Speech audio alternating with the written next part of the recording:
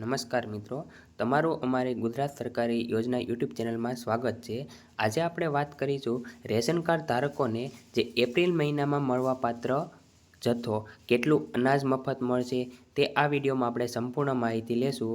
અને જો તમે અમારી ચેનલમાં નવા હોય તો ચેનલને સબસ્ક્રાઈબ કરી દેજો અને બેલ નોટિફિકેશન ઓન કરી દેજો, જેથી અમારો વિડીયો સૌપ્રથમ તમારી પાસે પહેલાં પહોંચી જાય। તો વિડીયો ચાલુ કરીએ।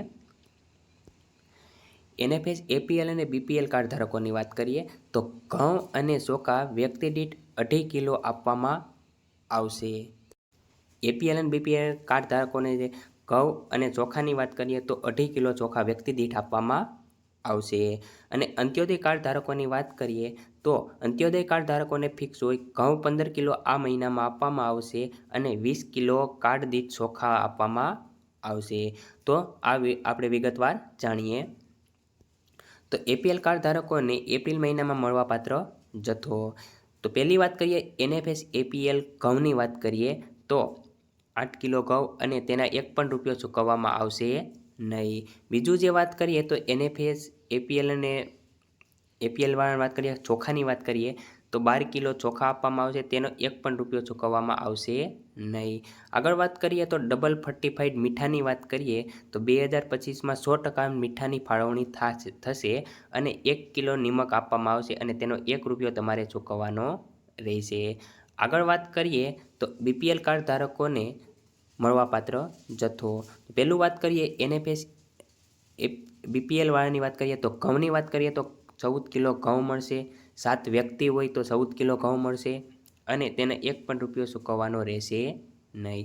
આગળ બીજી વાત કરીએ NFS ચોખાની વાત કરીએ તો 21 કિલો ચોખા આપવામાં આવશે અને તેને 1 પણ રૂપિયો ચૂકવવાનો રહેશે નહીં। ખાંડની વાત કરીએ તો BPL કાર્ડ ધારકોને ખાંડની વાત કરીએ તો 100% ફાળવણી કરવામાં આવશે BPL કાર્ડ ધારકોને। તો 7 નામ હોય તો 2.450 ગ્રામ ખાંડ આપવામાં આવશે અને તેના 22 રૂપિયા તમારે ચૂકવવાના રહેશે। ચોથું વાત કરીએ ડબલ ફર્ટિફાઈડ મીઠાની વાત કરીએ તો નિમક 1 કિલો આપવામાં આવશે અને તેનો 1 રૂપિયો ચૂકવવાનો રહેશે। આગળ વાત કરીએ તો અંત્યોદય કાર્ડ ધારકોની વાત કરીએ તો અંત્યોદય કાર્ડ ધારકોને એપ્રિલ મહિનામાં મળવાપાત્ર જથ્થો। તો પહેલું વાત કરીએ NFS અંત્યોદય ઘઉંની વાત કરીએ તો 15 કિલો ફિક્સ ઘઉં આપવામાં આવશે, અંત્યોદયને ફિક્સ 15 કિલો ઘઉં આપવામાં આવશે અને તેનો 1 પણ રૂપિયો ચૂકવવાનો રહેશે નહીં। આગળ બીજી વાત કરીએ તો NFS અંત્યોદય ફર્ટિફાઈડ ચોખાની વાત કરીએ તો 20 કિલો ચોખા આપવામાં આવશે, અંત્યોદયને કાર્ડ દીઠ આપવામાં આવશે અને તેના 1 પણ રૂપિયો ચૂકવવાનો રહેશે નહીં।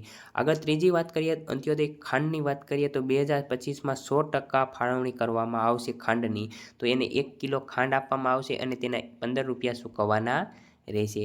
આગળ વાત કરીએ તો ડબલ ફર્ટિફાઈડ મીઠાની 100% ફાળવણી કરવામાં આવશે અને તે 1 કિલો નિમક આપવામાં આવશે અને તેનો 1 રૂપિયો તમારે ચૂકવવાનો રહેશે।